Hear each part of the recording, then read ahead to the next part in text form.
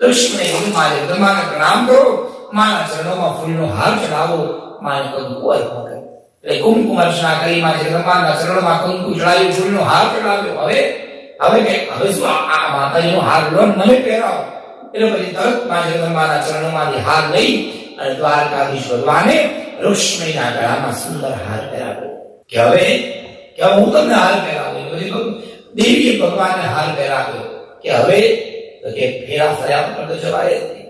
એકબીજાનો હાથ પકડ્યો અને જગદંબાની 4 પરિક્રમા કરી, માનું 4 ફેરા ફરી લીધા. વંદન કરી, સિંદૂર પૂરી અને ઋષિમુનિનો હાથ પકડી પર્વતમાં ભગવાન રથમાં બેઠા. આટલી બધી લીલા થઈ, લોકો એટલા મોહિત થઈ ગયા કે કોઈને કશું વિચાર જ ના. રથના ઘોડા દોડ્યા. જેવા રથના ઘોડાનો અવાજ આવ્યો ત્યારે સૈનિકોને ખબર પડી કે ઋષિમુનિનું તો હરણ થઈ ગયું.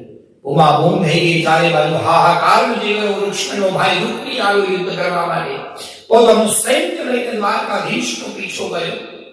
આગળ દ્વારકાધીશ, પાછળ રૂકમી આવે. ઋષિમુનિ ભાઈને જો મનમાં બીક લાગે, ક્યાંક ભાઈ આવશે અને અમની જોડે ઝઘડો કરશે તો ભગવાન તારા કરે ઋષિમુનિ બધું બરાબર થશે. રૂકમી સામેથી આવ્યો પાછળથી વળીને અને કૃષ્ણ ભગવાને દ્વારકાધીશ અને રૂકમી એકબીજાની સામે આવ્યા. બંનેની વચ્ચે યુદ્ધ થવા લાગ્યું. યુદ્ધ કરતા ભગવાને દ્વારકાધીશે રૂકમીને હરાવ્યો અને જ્યાં મારવા જાય ત્યાં ઋષિમુનિએ કીધું, પ્રભુ પહેલા દિવસે કંઈક તો ગિફ્ટ આપવી પડે ને, બોલો જય શ્રી કૃષ્ણ. ભગવાન મારા ભાઈ નામ આપશે, મારો ભાઈ છે. ભગવાન કશો વાંધો નહીં. તરત ભાઈને છોડી દીધા અને ભાઈને છોડી રૂકમીને જીવતદાન આપી અને દ્વારકાધીશ ઋષિમુનિને લઈ અને ઘરે આવ્યા. દરવાજો ખખડાયો. માં દેવકી આવ્યા. દરવાજો ખોલ્યો.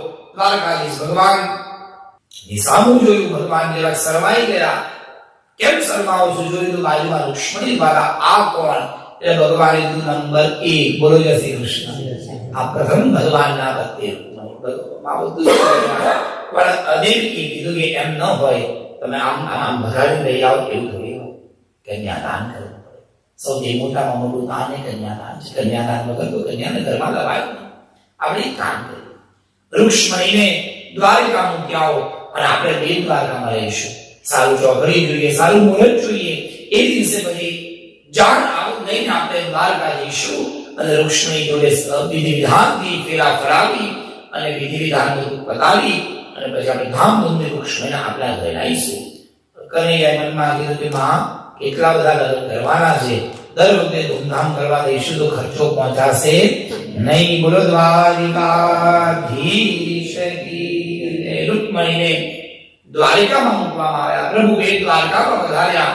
સમય આવ્યો, ઉત્તમ મુહૂર્ત જોવામાં આવ્યું અને ભગવાનના પ્રથમ વિવાહ એ ઋષિમુનિ જોડે કરવામાં આવ્યા.